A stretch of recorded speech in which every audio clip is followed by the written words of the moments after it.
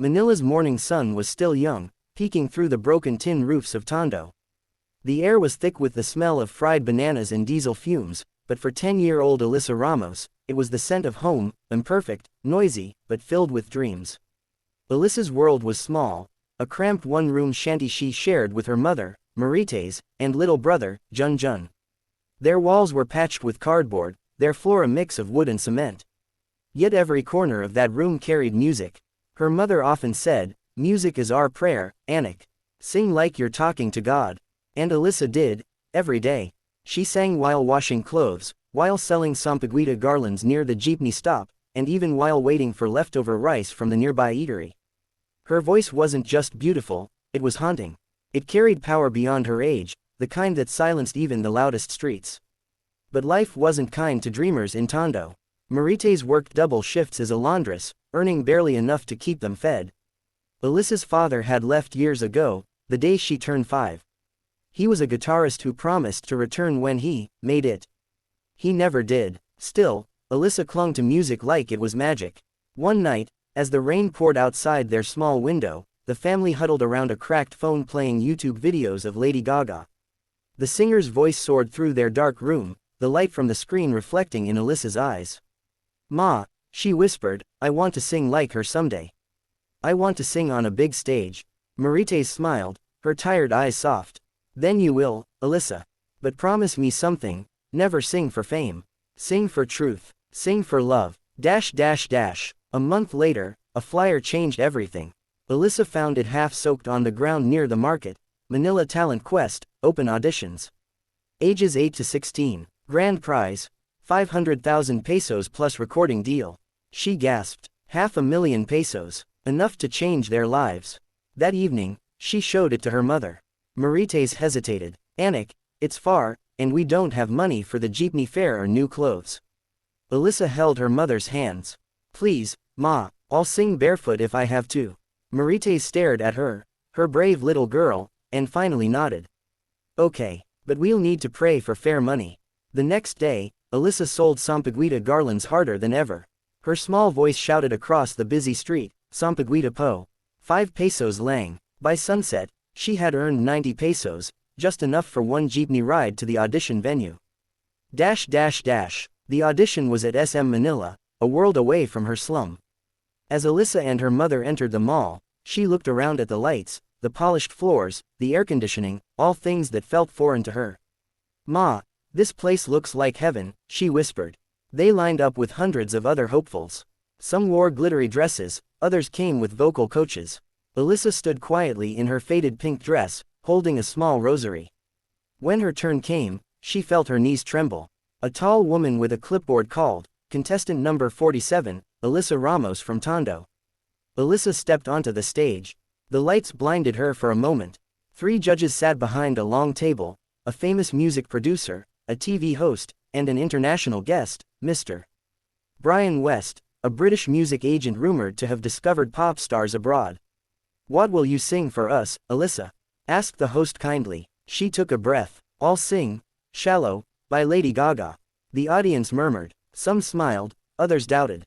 She was just a little girl, how could she pull off such a powerful song? The music began. At first, her voice was small, trembling, "Tell me something, boy." But then something happened. Her tone deepened, her chest voice opened, and the emotion poured out like a flood. By the time she reached the chorus, "I'm off the deep end, watch as I dive in," the entire hall fell silent. Even the judges leaned forward. Her mother stood at the back, tears streaming down her cheeks. Alyssa wasn't just singing, she was living every word. As the final note faded, there was a heartbeat of silence. Then, an explosion of applause. The crowd rose to their feet, cheering. Some even shouted, "Golden voice." Brian West wiped his eyes discreetly. "You sound like Lady Gaga," he said softly. "But with something even she doesn't have, pure soul."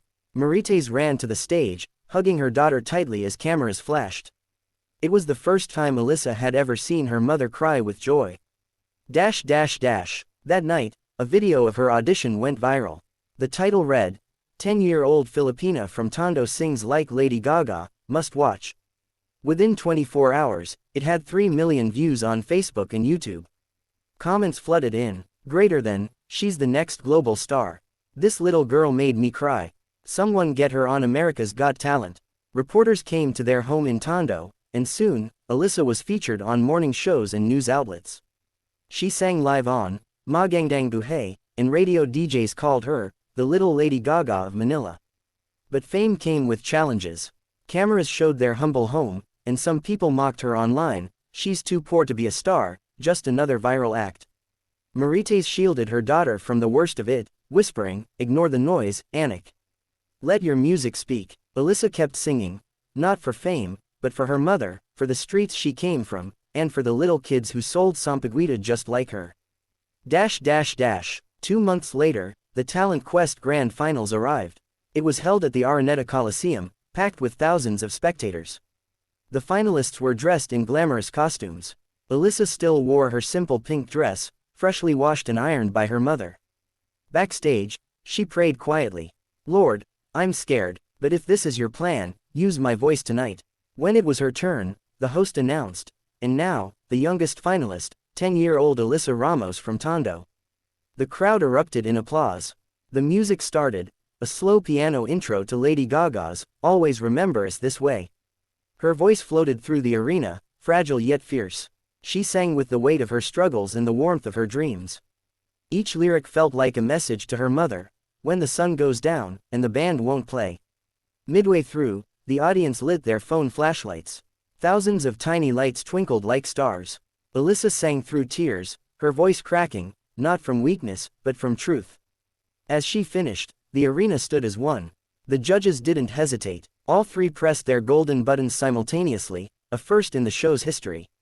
Golden confetti rained from above. Alyssa covered her face in disbelief. Marites screamed from the audience, "Anik, you did it." Brian West stepped up to the microphone. "Alyssa Ramos, you are not just a singer, you are a miracle." Alyssa won the competition. The 500,000 pesos prize was more money than her family had ever dreamed of. But what came after was even bigger, an invitation to audition for America's Got Talent through a special international showcase. A few months later, Alyssa and her mother were flown to Los Angeles, their first time leaving the Philippines. As they arrived, Alyssa clutched her rosary and whispered, "Thank you, Lord." The day of her AGT audition felt surreal. She stood backstage, watching performers from all over the world. When her name was called, she walked onto the grand stage under blinding lights. Simon Cowell smiled slightly. "Hello, sweetheart. What's your name?" "My name is Alyssa Ramos. I'm 10 years old. I'm from Manila, Philippines." The audience clapped warmly. Simon asked, "And what will you be singing tonight?" "Million Reasons, by Lady Gaga," she replied softly. Simon raised an eyebrow, the same song Lady Gaga herself had performed years earlier. But when the music began, everyone understood why she chose it. Her voice filled the arena, clear, raw, powerful. Every word carried the weight of her story. By the chorus, Simon leaned back, visibly emotional. When she finished, there was complete silence. Then Simon stood up, tears in his eyes. "I've been doing this for a long time," he said. "But every once in a while, someone reminds us why we love music. You, Alyssa, are that reminder." The audience roared. He hit the golden buzzer. Golden confetti showered down once more. Alyssa cried uncontrollably as her mother ran on stage. Simon hugged her gently, saying, "You're going to change lives, young lady." That moment changed everything. Overnight, Alyssa became a global sensation. News outlets around the world shared her story, from the slums of Manila to the golden buzzer. She received a scholarship from an international arts school, and her mother was offered a job managing her schedule. Sponsors rebuilt their small house in Tondo, turning it into a comfortable home. But through it all, Alyssa remained humble. She continued visiting her old street, giving free music lessons to other children. "Never forget where you came from," her mother would remind her. Alyssa would smile. "How could I, Ma? This is where my music was born." 2 years later, Alyssa stood on the stage of the Grammy Awards, invited to perform alongside Lady Gaga herself. The lights dimmed, and the two began a duet of "Shallow." When the final note faded, the crowd rose to their feet, again. Lady Gaga hugged her tightly, whispering, "You've got the gift, kid.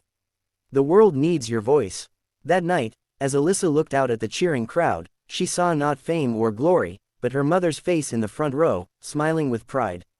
She remembered her promise: never sing for fame, sing for truth, sing for love, and she did, for the rest of her life.